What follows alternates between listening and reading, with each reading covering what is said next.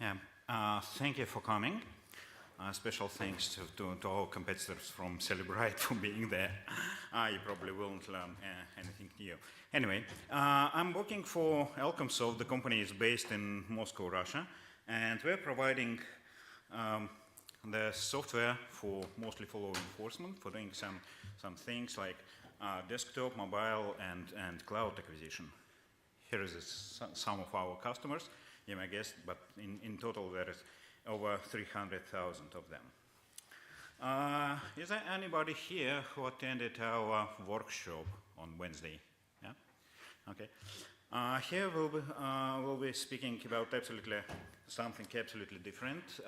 There on the workshop we were telling about the physical acquisition of the iPhone, and now I'll talk about the cloud acquisition only. Unfortunately, I don't have much time. I was thinking that I will have about an hour. I will have only 20 minutes, so I will have to be fast.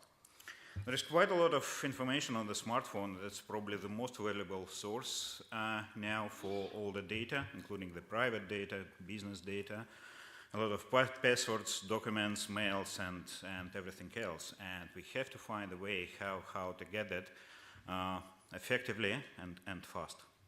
There are several methods acquiring the data from the smartphones. There are some that work well on a lowest level through JTAG or chip-off, when you just read the memory from the device. That method, unfortunately, doesn't work for most modern devices because all the data is encrypted there, or there is simply no debug port, or there is a full disk encryption there. There is physical method, which is probably the most effective and implemented in many packages as well. It doesn't always work, unfortunately, too, also because of the encryption. And encryption is based on the passcode, and it's not so easy to break the passcode, especially on the iPhones. There are only 2 companies that claim that can do that, and also there are some limitations on the speed, of course. There is a logical acquisition, which is usually just creating the backup of the device, and not all the data is there and available by the logical. And there is the cloud acquisition that is absolutely different from any methods mentioned before. In most cases, it doesn't allow to get everything. But sometimes the reverse is also true. We can get more than available in the phone itself. What are the issues? There are 3 major mobile platforms from Apple, Google, and Microsoft. There are also quite a lot of vendor-specific clouds, especially in China. There is also a lot of third-party cloud services just used as a document storage. And one of the major problems is in order to get there and to download the data from the cloud, you need the proper credentials, password or authentication token. But there are also a lot of profits from that approach and benefits. You don't need to have the physical access to the device. It can be performed silently. And also it allows to get the real-time data of the suspect, for example.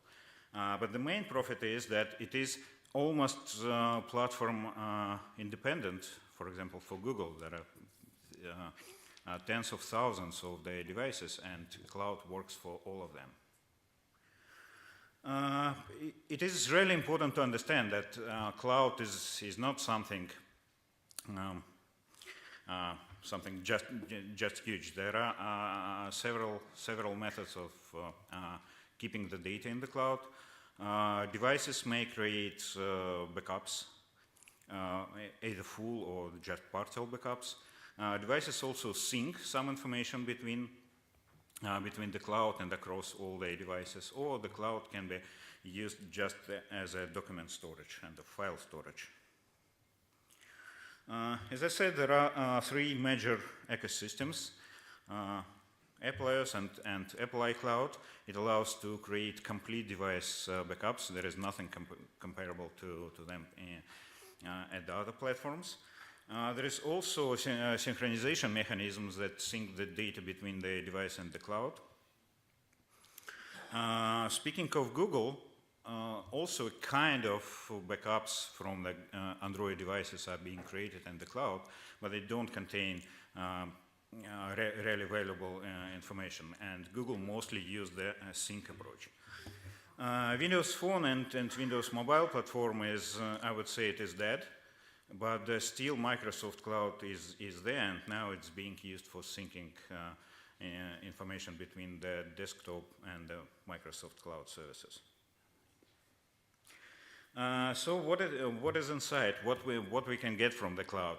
Basically, almost everything that is also stored on the device, especially the internet activities, the call logs, the SMS messages, the internet browsing history, the pictures and videos, and location history as well.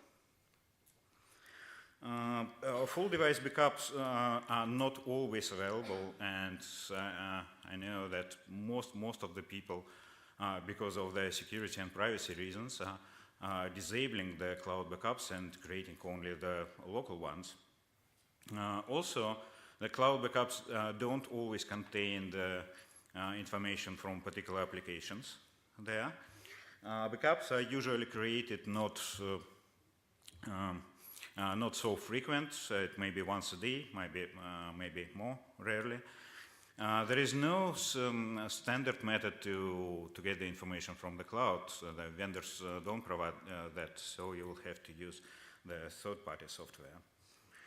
And the data stored on different third-party services usually with slow access, and it takes a lot of time to download everything from there.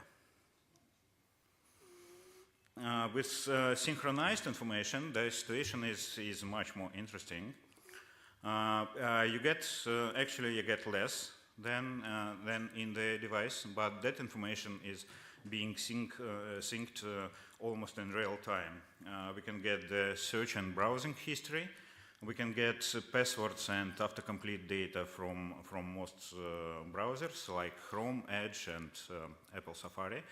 We can get mail, contacts, SMS messages, but all these three platforms work differently, the different way when speaking of syncing the data. I would say that most data is available at Google from their mobile devices, but Apple is actually moving forward and keeps more and more data in the cloud, and starting with iOS 11.3 that is going to be available in 2 weeks, 3 weeks or so. It will be also able to keep the messages in the cloud. And also at Apple and also on Microsoft, there are recovery keys for encrypted drives. It's extremely hard to break the password on BitLocker or FileVault, but if you get access to the cloud storage, there are very good chances to find the recovery key there. And also at Apple iCloud, we can get the iCloud keychain. Cloud acquisition really helps in the situations already mentioned, when the device has the passcode set and that passcode is strong and can be cracked in a reasonable time. It also helps with the encryption, and also if the device is broken or wiped or locked, and in other situations like that, but cloud may still contain the data you're mostly interested in. Let's compare the three major services from Apple, Google, and Microsoft. Here is some information about the backups. Apple backups are complete. Microsoft are almost complete, I would say. And for different features, it depends on the version of iOS or Android installed.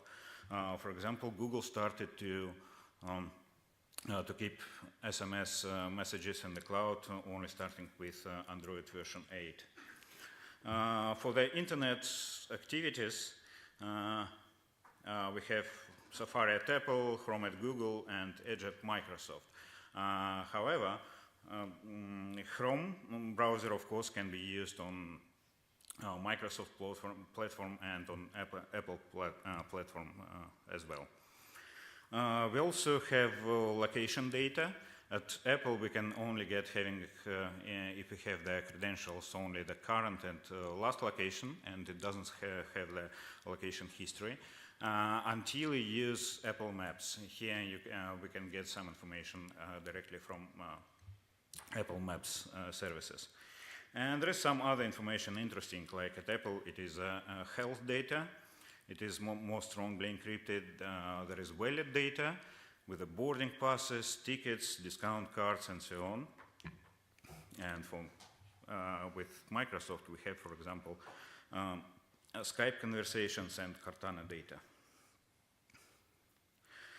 Speaking of passwords, which is probably the most valuable information available in the cloud, Apple, by means of using the iCloud keychain, keeps almost everything. That's a fun fact that in the official documentation, they say that iCloud keychain only keeps the passwords, but not the tokens. It's not actually true. There is quite a lot of tokens saved in the iCloud keychain, and they can be used for accessing some social networks and some other data. Now let's go to Amazon. It's probably not really popular in other countries except the US, but in the United States I would call it the fourth largest cloud. And now with the help of Alexa, more and more households installing the Amazon devices. And there is quite a lot of data there. If you're using Alexa, all your voice commands are stored at Amazon services, and if the voice is recognized, we can get the plain text records from there, and if not, we can get the recordings in the form of MP3 files. Some other vendors have their own clouds too, including the Samsung, Xiaomi. There are some Chinese services as well, and WeChat and QQ clouds have more users than all the other vendors like Apple and Microsoft and Google together. There is also some cloud services from Huawei. And there are many of other applications have their own, I wouldn't sell them clouds, but anyway, the services where the data is stored somewhere remotely. For example, it's not possible to intercept and decrypt the WhatsApp and Telegram applications, and Telegram data is really hard to get even from the iPhone because it's not included in backup and available only with physical. But if you have the proper credentials, you can get the Telegram conversations directly from their services. Let's start with Apple iCloud. I don't have much time, but I will try. It's now up to 2 terabyte storage and includes complete device backups. It can be used also to store the media files by iCloud photo library. There is the iCloud keychain, and there is also document storage there. Acquisition of the Apple iCloud data is not really easy. The protocols, of course, are being kept in secret. There is no way to, there are no libraries, no APIs, and so on. All the data in the cloud is encrypted, but the encryption keys are also available together with the data. But the data itself is stored on different third-party services. Now it's mostly Google, and the encryption keys are usually stored at Apple's own service, except for China. And Apple is doing its best to block access to the iCloud by third-party software. They're changing protocols from time to time, changing the authentication, and once they detect that the data is downloaded not during the normal restore a process but by the third-party software, they prevent us from doing that. We're always in something like cat and mouse game. Also, two-factor authentication effectively protects the data in the cloud, and there is not enough to have just login and password. You also need to have the second factor, which could be an actual device, trusted device, or just the phone number to receive SMS. About syncing, it's easier actually to get the synchronized data, and the data there is, as I said, is synchronized in almost real time. What are the advantages of getting the synced data? Most of the people, even those who disable iCloud backups, they still keep the synchronizing the other data, and now there is more and more data stored in the iCloud by means of sync, and you probably haven't noticed that there is no option in the on the iPhone settings to disable the syncing the call log. There is no such option there, but still all the call logs are synced to the cloud until you disable the iCloud completely. iCloud Photo Library is also an excellent storage of the information. That's not only about the media itself. Most of the pictures taken with the smartphone camera contain the EXIF data, and there is also location data with the exact GPS latitude and longitude. And if you manage to get into the iCloud keychain, you can get much more. You can get passwords to the other services the person used, and access to credit cards and everything else. We also have the data in the cloud as Wi-Fi access point information with MAC addresses, valid data, maps, and everything about the internet activities in Safari. What we are not able to get yet, but soon we will, that's Apple Health data, which may be also critical, for example, to see the heart rate of the suspect at the particular time. The data on the Apple Home devices created with the HomeKit support, Apple Mail, and starting with OS 11.3, also iMessage and SMS. By the way, storing the iMessage in the cloud will be available only if the account has the two-factor authentication enabled. We just cannot get the Siri data. It's like write only. Okay, I will have to skip. How to deal with two-factor authentication if you don't have the second factor? The alternative approach of obtaining the data from the cloud if two-FA is enabled is using the authentication tokens. They're always available in the device itself if we manage to perform logical or physical acquisition, and in most cases they're also available on the computer, Mac or Windows PC that is connected to the same cloud account. And if we manage to get the token, that's actually, it has more value than the login and password itself, because there is nothing else where we need. There is no need for second factor anymore.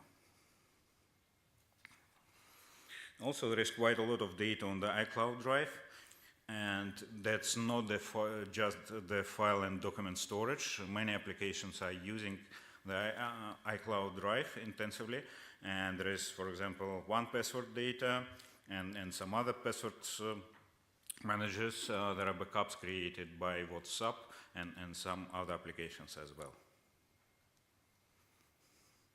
The iCloud keychain is probably the hardest way to get. It uses the additional encryption, and it's not even enough to have the login and password and the second factor. iCloud keychain can be accessed only by the trusted devices. And if you don't have the trusted device, the only way to access it is you will have to provide the passcode or the login password to one of the other trusted devices. That way, we were able to create something like a virtual device in the circle of trust, that the official name at Apple. And once we're there, we can extract all the iCloud keychain data. iCloud keychain is somehow different from the normal keychain at the backup created by iTunes, and it contains usually less information, but still, as I said, there are some encryption keys and tokens there that can be used to access the social network data.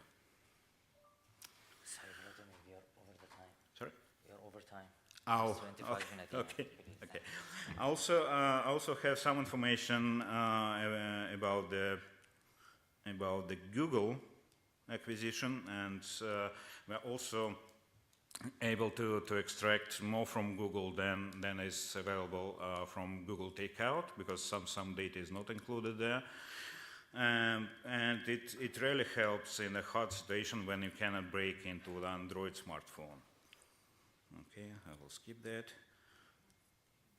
Okay, here is an example of data that can be obtained from the Google dashboard. That information is available online, but you won't be able to get it with Google Takeout, and there is quite a lot. I will share the slides, no problem. There is Chrome syncing with internet history and searches. There are Android device backups, and well, actually, now our target was to download from Google everything that is available there, and I would say that we're at 99% or so. And finally, that's the last I promise, about Microsoft. The Microsoft platform is dead. Yeah, I would say, but Microsoft Cloud is being used by many desktops, and there is an Edge browsing history and search history in Bing, location history as well, some Cortana data, passwords in Edge. They're extremely hard to get because of the additional encryption. And we can get the Skype conversations. They're stored there for not more than 30 days. And the other thing is the BitLocker recovery key. Okay. I will only say that the most important question, how to get into the cloud if you don't have the password. There are several methods from the court order and social engineering, extracting the tokens from the computer, and you probably notice the light item that is still being used in some countries. Okay, that's it. Thank you so much. Thank you very much.